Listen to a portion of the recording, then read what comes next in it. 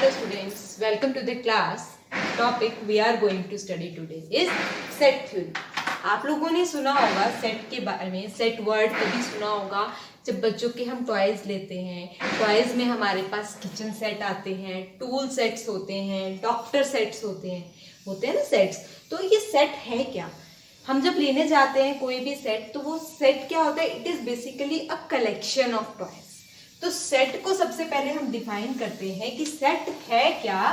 तो सेट हमारे पास होता है a well defined collection of objects.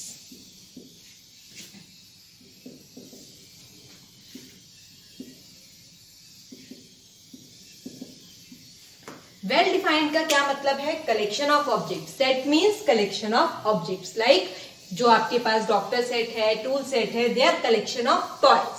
तो these are collection of objects. What is the meaning of well defined? अब देखो, आपने देखा होगा कि जो डॉक्टर सेट में टॉयज होते हैं वो आपके किचन सेट में नहीं होंगे, जो किचन सेट में है वो डॉक्टर सेट में नहीं होंगे. तो एक पर्टिकुलर डेफिनेशन हो गई, हमारे पास एक स्पेशल टाइप के टॉयज हो गए. तो एक वेल डिफाइंड का मतलब होता है कि आपके पास एक पर्टिकुलर टाइप की कलेक्शन है, उसकी कोई डेफिनेशन है, कोई उसका मीनिंग है. फॉर एग्जाम्पल हम ले लेते हैं कि कॉलेज में हमारे पास एक पर्टिकुलर क्लास हमने उठा दी, हमें बीएससी के स्टूडेंट्स की कलेक्शन चाहिए. तो हमने कौन से स्टूडेंट्स उठाने हैं? जो बीएससी में पढ़ रहे हैं. क्या उसमें बीकॉम वाला स्टूडेंट बिलोंग करेगा? नहीं करेगा. क्या उसमें बीए वाला स्टूडेंट आएगा? नहीं आएगा. तो वो जो आपके पास क्लास बनी, वो क्लास किसकी है? वो सेट किसका है? वो आपके पास है क्लास ऑफ बीएससी. तो सेट ऑफ बीएससी स्टूडेंट्स. ऐसे ही अगर हम बीए के स्टूडेंट्स का सेट उठा लें तो वो क्या बन जाएगा? आपके पास एक वेल डिफाइंड कलेक्शन. तो वेल डिफाइंड का मतलब क्या है कि हमारे पास उसका कोई डेफिनेशन होनी चाहिए, हमारे पास कोई मतलब होना चाहिए, हमें पता होना चाहिए कि अगर हम किसी एलिमेंट को उठाते हैं वो उस कलेक्शन में आएगा या नहीं आएगा. That is the meaning of well defined. So a well-defined collection of objects is called a set. Set is collection of objects. कैसी collection of objects? Well-defined, जिसके बारे में हमें ये पता हो कि उसकी definition से कोई भी element या कोई भी चीज आपके पास है वो set में belong करती है या नहीं करती है. अब हमारे पास set जो है वो दो तरह के आपके पास होते हैं. या तो होते हैं finite sets या होते हैं infinite sets. फाइनाइट सेट्स या इनफाइनाइट सेट्स. अब इनका क्या मतलब है? फाइनाइट सेट मतलब जिसमें आपके पास जो ऑब्जेक्ट्स हैं वो ऑब्जेक्ट्स की नंबर ऑफ टर्म्स कितनी हो? फाइनाइट. 10, 20, 50 आपके पास अगर फाइनाइट नंबर ऑफ टर्म्स हैं, फाइनाइट नंबर ऑफ ऑब्जेक्ट्स हैं, तो सेट को हम कहते हैं फाइनाइट सेट. अगर हम सेट के नंबर ऑफ एलिमेंट्स को काउंट ना कर सकें, हमें ये नहीं पता कि उसमें कितने नंबर ऑफ एलिमेंट्स हैं, तो उसको हम कहते हैं इनफाइनाइट सेट. जैसे कि set of integers, set of real numbers, ये आपके पास क्या है? ये आपके पास इनफाइनाइट सेट्स हैं. तो दो तरह के सेट्स हो गए, फाइनाइट सेट्स या इनफाइनाइट सेट. सबसे पहले सेट क्या है? It is a well defined collection of objects. कैसे हो सकते हैं? या फाइनाइट हो सकते हैं या इनफाइनाइट हो सकते हैं. हो सकता है उसमें कुछ नंबर ऑफ टर्म्स हो, 10, 20, 50, 500, यानी कि जिन्हें हम काउंट कर सके. इनफाइनाइट जिनको हम नंबर ऑफ टर्म्स को काउंट नहीं कर सकते, वो सेट क्या कहलाते हैं? Infinite set. अब सेट को आप रिप्रेजेंट कैसे करोगे? उसको लिखने का तरीका. तो representation of a set.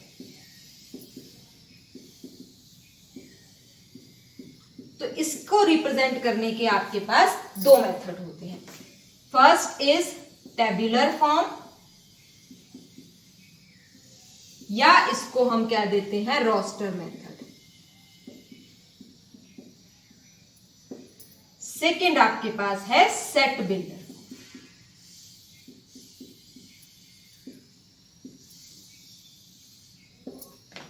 First is tabular form या फिर सेट बिल्डर फॉर्म. अब ये फॉर्म्स क्या है? टेबुलर फॉर्म्स में हम क्या करते हैं? टेबुलर फॉर्म में हम एलिमेंट्स को लिस्ट आउट करते हैं. List of objects. जैसे हमारे पास अगर कलेक्शन है सपोज वॉवल्स की, हम इसको लिख देते हैं AEIOU। So this is list of objects. List को भी हम किस में लिखेंगे, हम इसको लिखते हैं करली ब्रैकेट्स के अंदर। करली ब्रैकेट्स के अंदर अगर हम एलिमेंट्स को लिस्ट कर देते हैं तो वो क्या कहलाता है, टेबुलर फॉर्म, या फिर हम इसको रोस्टर मेथड भी कह देते हैं। दूसरी क्या है हमारे पास, set builder form. Set builder form में हम क्या करते हैं, सेट बिल्डर फॉर्म में लिखते हैं suppose A is the set. Set के एलिमेंट को हम एक्स से डिनोट कर देते हैं। एक्स कैसा है, एक्स जो है वो पी प्रॉपर्टी को सेटिस्फाई करता है। अब ये प्रॉपर्टी कहां से आई, हमने कहा ना वेल डिफाइंड है, इसका मतलब उसकी कोई डेफिनेशन है, कोई उसका हमारे पास कंडीशन है कि किस तरह का एलिमेंट सेट में आएगा और किस तरह का एलिमेंट सेट में नहीं आएगा। तो ये वही कंडीशन है कि एक्स एलिमेंट, वो एक्स एलिमेंट जो इस पी कंडीशन को सेटिस्फाई करता है। फॉर एग्जाम्पल वो x जो x आपके पास 5 से लेकर 15 के बीच में लाई करते हैं।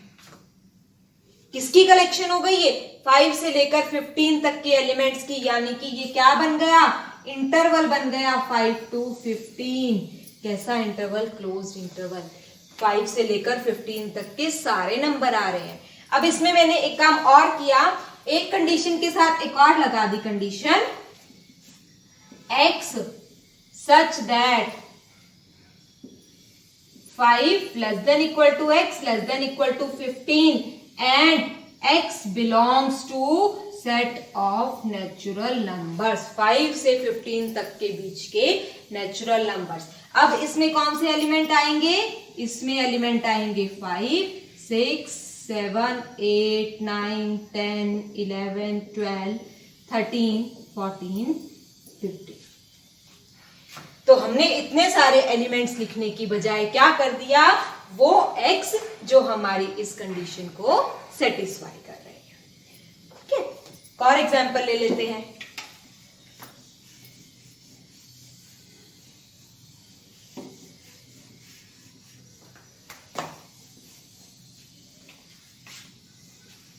फॉर एग्जाम्पल आपके पास सेट क्या है, x such that x is an alphabet. तो collection of all the alphabets A से लेकर जेड तक की, A B C D E F up to Z. तो आप इसको लिस्ट आउट भी कर सकते हो, आप इसको कंडीशन से भी लिख सकते हो। तो ये आपके पास दो तरह के मेथड्स होते हैं किसी भी सेट को रिप्रेजेंट करने के लिए। अब आपके पास आता है सेट का सबसेट क्या है। पहले हमने डिफाइन कर दिया set.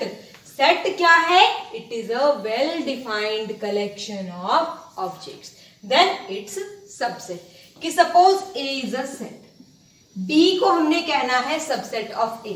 So B is a subset of A if every element of B is also an element of A। इसका क्या मतलब हुआ कि B को हम A का सबसेट तब कहेंगे जब B का हर एलिमेंट A में भी होगा। यानी कि एक एग्जांपल लेते हैं, A में हमारे पास 1 से लेकर आपके पास 10 तक के नंबर्स की कलेक्शन है। B में सपोज मैंने ले लिए 2, 4, 6, 8, 10। अब B में कौन से एलिमेंट है, ये एलिमेंट है। B में 2 है, क्या A में है। B में 4 है, क्या A में है। B का 6 A में है, B का 8 A में है, B का 10 A में है। तो B के सारे एलिमेंट A में है। तो इसका मतलब B is a subset of A। और इस चीज को हम लिखते कैसे हैं, इसकी नोटेशन क्या है, हम कैसे लिखेंगे B is a subset of A। हम लिखते हैं B is a subset of A। इसको हम ऐसे भी लिख सकते हैं A contains B। B is contained in A और A कंटेन्स B। इस सिंबल को हम किसका सिंबल कहते हैं, कंटेनमेंट का, कि B A में कंटेन्ड है या फिर A B को कंटेन करता है। तो इसका मतलब यहां पर क्या हुआ, क्योंकि B के सारे एलिमेंट्स A में हैं तो B is a subset of A। B में एक और एलिमेंट डालते हैं, B में हम एलिमेंट डाल देते हैं 12। अब क्या B के सारे एलिमेंट A में है? नहीं है, B में एक एलिमेंट एक्स्ट्रा आ गया 12 जो कि A में नहीं है। तो अब इस केस में B is not a subset of A। B को जब हमने लिखना है कि not a subset of A तो हम सबसेट का साइन लगा के उसको क्रॉस कर देते हैं, काट देते हैं। तो B is not a subset of A। अगर B के सारे एलिमेंट A में होंगे then B is a subset of A। अगर B के सारे एलिमेंट A में नहीं होंगे then B is not a subset of A। अब इस सबसेट की कुछ कंडीशंस होती हैं।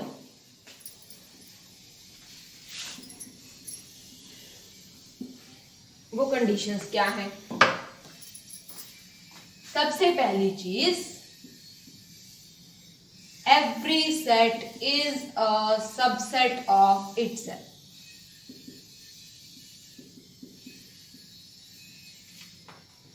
हर सेट अपने आप का सबसेट है। सेकेंड, आपके पास एक कंडीशन और आती है, two sets are equal if first is contained in another and second is contained in first. अब इन दोनों का मीनिंग बताती हूँ क्या है कि हर सेट अपने आप का सबसेट है। सपोज मैंने ए इसी सेट की बात की, अब ए का हर एलिमेंट ए में है ना, ए में जो भी एलिमेंट उठाओगे वो ए में वापस आ रहा है। यहां पर बी की जगह किसका काम है? ए का। तो ए का हर एलिमेंट क्योंकि ए में ही है तो इसीलिए हम कहते हैं कि ए जो है वो ए में कंटेन्ड है। ए इज कंटेन्ड इन ए। दोनों सेट हमने ए लिखने हैं। चलो एक और एग्जांपल ले लेते हैं। वॉवल्स की कलेक्शन ले ली हमने, दोबारा लिख दिया इसको। अब इस सेट को इसका सबसेट बनाना है। ये सेट का एलिमेंट ऊपर है, ये भी है, ये भी है, ये भी है, ये भी है। तो इसके सारे एलिमेंट इस सेट में है तो सेकंड सेट फर्स्ट सेट का सबसेट हो जाएगा। सेकंड सेट क्या है? ए। फर्स्ट सेट भी क्या है? ए। तो ए में कंटेन्ड है। दूसरा मैंने कहा कि ये सेट इक्वल कब होंगे? सेट इक्वल का मतलब दोनों बिल्कुल सेम होने चाहिए। अब यही एग्जांपल हम उठाते हैं। अब ए में कंटेन्ड है। अब यहां से अगर मैं चेक करूं, ऊपर वाले सेट का हर एलिमेंट भी तो नीचे है। नीचे वाले सेट का हर एलिमेंट अगर ऊपर है तो ऊपर वाले सेट का भी तो हर एलिमेंट नीचे है, तो ये ए भी तो ए में कंटेन्ड हो गया। इक्वली तो सेट है ये। अब इसको ए की बजाय बी नाम दे दो। नीचे वाले सेट का हर एलिमेंट ऊपर है, इसका मतलब बी ए में कंटेन्ड हो गया। ऊपर वाले सेट का हर एलिमेंट नीचे है तो ए कंटेन्ड इन बी हो गया। और ये दोनों सेट कैसे हैं? दोनों सेट इक्वल हैं। क्यों इक्वल है? क्योंकि ए बी में कंटेन्ड है और बी ए में कंटेन्ड है। तो दो सेट इक्वल कब होंगे? जब दोनों एक दूसरे के अंदर कंटेन्ड होंगे। कंटेन्ड ना होने की कंडीशन क्या है? कंटेन्ड होने की कंडीशन तो मैंने बता दी कि सबसेट होने की कंडीशन क्या है कि अगर बी का हर एलिमेंट ए में होगा तो बी ए में कंटेन्ड होगा, बी ए का सबसेट होगा। तो कंटेन्ड ना होने की कंडीशन क्या थी कि कम से कम बी में एक एलिमेंट ऐसा है जो ए में नहीं। तो नॉट अ सबसेट की कंडीशन क्या होगी? B is not a subset of A if there is at least one element of B which is not in A। कि B में कम से कम एक एलिमेंट ऐसा है जो A में नहीं है। भाई बी ए में कंटेन्ड तब होगा जब बी का हर एलिमेंट ए में जाएगा, और अगर एक भी एलिमेंट ऐसा आ गया जो ए में नहीं है तो बी ए का सबसेट नहीं बनेगा। तो सबसेट की condition, B is a subset of A if every element of B is also an element of A.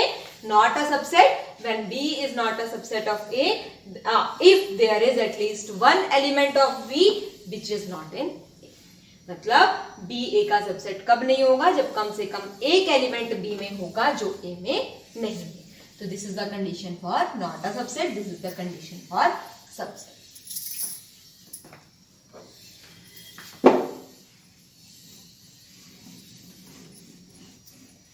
Types of set, तो दो पर्टिकुलर टाइप हम सेट की यहां पे देखते हैं। एक तो हमारे पास आता है singleton set. What is a singleton set? Singleton set वो होता है जिसमें आपके पास एक एलिमेंट हो। सिंगलटन सेट मीन्स जिसमें ओनली वन एलिमेंट है, that is called a singleton set. जिसमें एक ही एलिमेंट हो that is called a singleton set. एक आपके पास आता है नल सेट, या फिर इसको हम वॉइड सेट भी कह देते हैं, या फिर इसको एम्प्टी सेट भी कह देते हैं। नाम से क्लियर हो गया, एम्प्टी है या नल है, इसका मतलब इसमें कोई एलिमेंट नहीं है। जिसमें कोई एलिमेंट ना हो उसको हम क्या देते हैं, नल सेट। अब इसको हम रिप्रेजेंट कैसे करते हैं? इसको हम रिप्रेजेंट या तो 5 से करते हैं, या हम खाली ब्रैकेट्स डाल देते हैं, उसके बीच में कुछ भी एलिमेंट नहीं है। अब यहां एक कंफ्यूजन की बात आती है। वो कंफ्यूजन की बात क्या है, हम ये एक नोटेशन लिख देते हैं। अब इस नोटेशन का क्या मतलब है? एक तो नोटेशन ये हुई खाली है, ये एम्प्टी मीन्स खाली है। इस नोटेशन का क्या मतलब है? इसको समझने के लिए हम क्या करते हैं, हम समझते हैं सेट क्या है। सेट को हम एज अ बॉक्स ले लेते हैं कि एक बॉक्स है, उसमें एलिमेंट्स पड़े हैं। जो एलिमेंट्स हैं वो सेट के एलिमेंट हो गए। सेट मीन्स अ बॉक्स, कि ये जो ब्रैकेट्स है, ब्रैकेट्स मीन्स अ बॉक्स। अब ये क्या है? ये एक बॉक्स है जिसके अंदर क्या है, ये भी एक बॉक्स था, क्योंकि ये भी एक सेट है। ये एक सेट है ना। कैसा सेट है? जिसमें कोई एलिमेंट नहीं है। कोई एलिमेंट मतलब खाली बॉक्स। तो ये एक बॉक्स ऐसा है जिसके अंदर एक खाली बॉक्स है, मतलब बॉक्स में कुछ तो है, चाहे वो एक खाली बॉक्स ही क्यों नहीं है। खाली बॉक्स का मतलब उसमें कुछ नहीं है, लेकिन इस खाली बक्से के अंदर एक और खाली बॉक्स है, तो it means it is not an empty set. इसके अंदर एक खाली बॉक्स है। कितने हैं? एक ही है। तो ये आपके पास एम्प्टी सेट या वॉइड सेट नहीं है, ये आपके पास क्या है? सिंगलटन सेट है। तो इस चीज को थोड़ा सा ध्यान देंगे, यहां पर कंफ्यूजन हो जाती है, बहुत बार हो जाती है, तो इसका ध्यान रखेंगे कि आपके पास ये जो है सिंबल, ये सिंबल है खाली बॉक्स का, एम्प्टी सेट का। ये आपके पास कैसा बॉक्स है? एक बॉक्स जिसके अंदर एक खाली बॉक्स है। खाली तो नहीं है, उसके अंदर बॉक्स ही है, कुछ तो है। तो ये आपके पास क्या है? एक सिंगलटन सेट है। करेक्ट? तो आपके पास दो तरह के सेट स्पेशली आते हैं, एक सिंगलटन सेट आते हैं और एक नल सेट आते हैं। अब एक बात आती है पावर सेट की। आपने सबसेट्स देख लिए, सबसेट्स कैसे होते हैं। अब हम बात करते हैं पावर सेट की। पावर सेट क्या होता है? Power set is collection of subsets. किसी भी सेट के सारे सबसेट्स आपने कलेक्ट कर लिए, उस कलेक्शन को हम कहते हैं पावर सेट। फॉर एग्जाम्पल, मैंने यही एक सेट ले लिया ए, इसमें सपोज मैंने 3 एलिमेंट ले लिए, 1 2 3। मैंने इसके सारे सबसेट्स बनाने हैं। तो हमें ये पता है कि इसको पावर सेट को हम पी ए से डिनोट करते हैं। पी ब्रैकेट के अंदर वो सेट जिसके हम सबसेट्स उठाएंगे। यहाँ किसके सबसेट्स उठा रहे हैं? ए के उठा रहे हैं, तो यहाँ मैंने लिख दिया पी ए। इसका नाम बी सी डी कुछ भी हो सकता है, वो ही आपके पास इधर ब्रैकेट के अंदर आएगा। तो इसके सबसेट्स, इसके सबसेट कैसे हो सकते हैं? सबसे पहली चीज आपके पास आती है एम्प्टी सेट। हर एक सेट का सबसेट होता है। क्यों? क्योंकि इसमें तो कुछ भी नहीं है और जिसमें एलिमेंट्स हैं। ये आपके पास बॉक्स, इस बॉक्स का सिर्फ खाली बॉक्स ही तो उठाया है, उसमें से सारे एलिमेंट निकाल दो।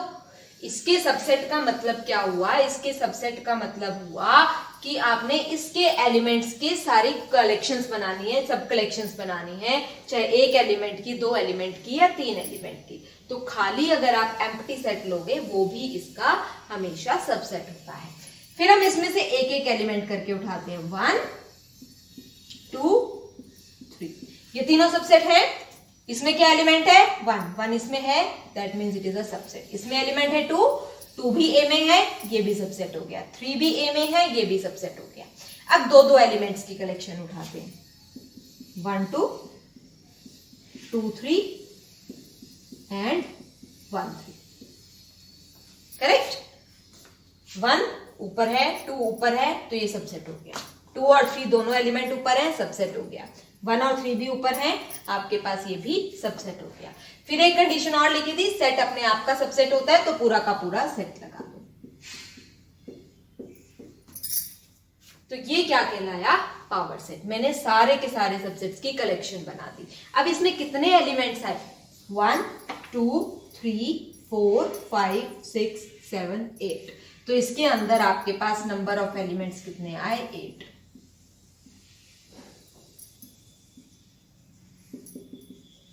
ठीक है। अब एक काम और करते हैं, एक सिंगलटन सेट के सबसेट्स बनाते हैं और एक 2 एलिमेंट के सेट के सबसेट्स बनाते हैं। सपोज मैंने सेट बी ले लिया, उसमें एक ही एलिमेंट है 1। मैंने इसका पावर सेट बनाना है। पावर सेट में क्या क्या आएगा, या तो एम्प्टी सेट आएगा या ये खुद आएगा। इसमें नंबर ऑफ एलिमेंट्स कितने हुए, 2 हुए। एक और सेट लेते हैं, इसमें 2 एलिमेंट उठा लेते हैं, 1 2। इसका पावर सेट बनाते हैं। पावर सेट में क्या क्या आएगा, सबसे पहले क्या आएगा, एम्प्टी सेट, फिर सिंगलटन सेट्स 1 2, फिर पूरा सेट।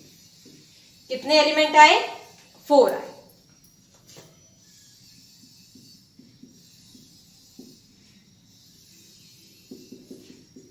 इसमें आए 2, इसमें आए 4, इसमें आए 2।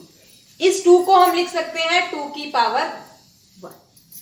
इस 4 को हम लिख सकते हैं 2 की पावर 2, 2 स्क्वायर इज 4। इस 8 को लिख सकते हैं हम 2 की power 3, 2 into 2 into 2, 2 to the 4, 4 to the 8। तो इसका मतलब आपके पास क्या हुआ, जब बी में एक एलिमेंट था तो पावर सेट ऑफ बी में कितने आए, 2 की पावर 1 एलिमेंट आए। जब सी में 2 एलिमेंट थे तो पावर सेट ऑफ सी में कितने आए, 2 की पावर 2। अगर ए में 3 एलिमेंट थे तो पावर सेट में कितने आए, 2 की पावर 3। तो इसका मतलब जितने एलिमेंट ए में होंगे उसके हिसाब से आप पावर सेट में नंबर ऑफ एलिमेंट्स निकाल सकते हो। अगर order of A, order means number of elements in A, अगर n है तो पावर सेट में नंबर ऑफ एलिमेंट्स कितने आएंगे, 2 रेज़ टू पावर n आएंगे। अगर ए सेट में n एलिमेंट्स हैं तो पावर सेट ऑफ ए में कितने एलिमेंट्स होंगे, 2 raise to power n elements होंगे। पावर सेट के बाद एक और बात आती है हमारे पास, यूनिवर्सल सेट।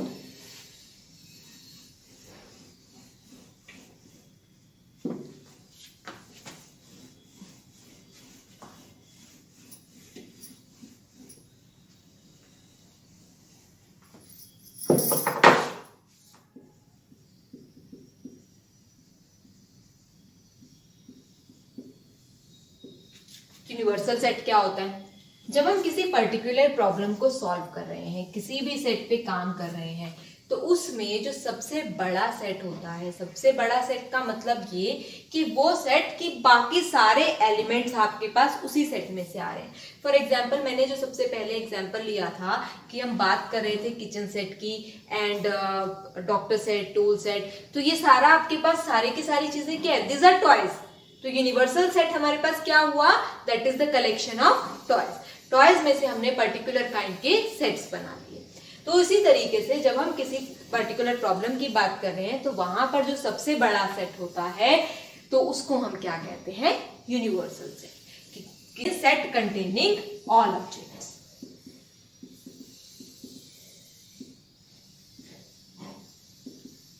कि जिस भी तरह के आप ऑब्जेक्ट्स की बात कर रहे हो वो सारे ऑब्जेक्ट्स कलेक्ट करके जो सबसे बड़ा सेट बनेगा, that is the universal set.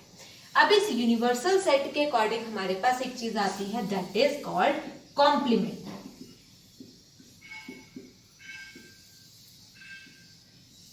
So what is complement?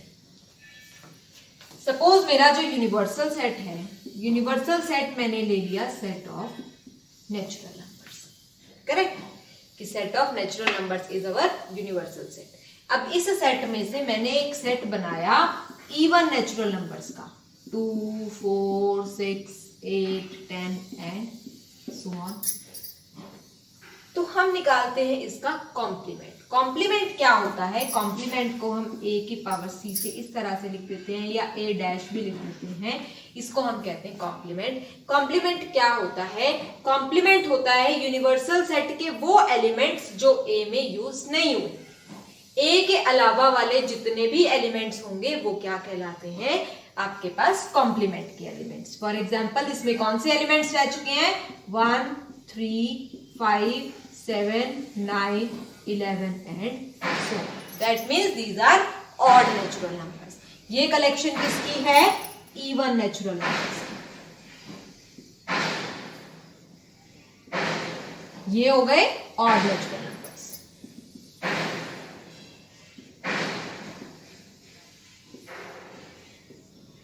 ठीक है, तो ये हो गया आपके पास कॉम्प्लीमेंट। कोई छोटा सेट भी ले लेते हैं। यूनिवर्सल सेट आपने ले लिया वोवेल्स का, ए ई आई ओ यू। ए सेट में आपने ले लिया ई ओ और यू, तो ए का कॉम्प्लीमेंट क्या आएगा? ए और आई। तो इस तरह से हम निकाल सकते हैं अपने कॉम्प्लीमेंट। अब इस कॉम्प्लीमेंट की कुछ खास बातें हैं।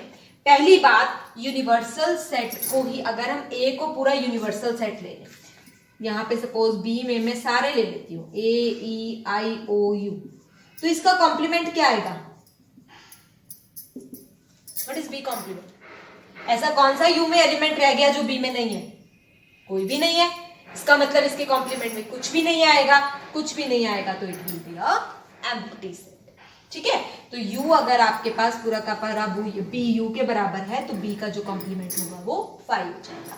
यानी कि जो यूनिवर्सल सेट है, यूनिवर्सल सेट का कॉम्प्लीमेंट क्या हो गया? Empty set. ठीक है, ऐसे ही अगर मैं यहाँ पर सी सेट जो है वो एम्प्टी सेट ले लूं तो सी का कॉम्प्लीमेंट क्या आएगा? यानी कि अभी तक इस सेट में मैंने कोई भी यू का एलिमेंट यूज नहीं किया, तो इसके कॉम्प्लीमेंट में बाकी सारे एलिमेंट आ जाएंगे। कॉम्प्लीमेंट में क्या आ जाएंगे? ए ई आई ओ यू।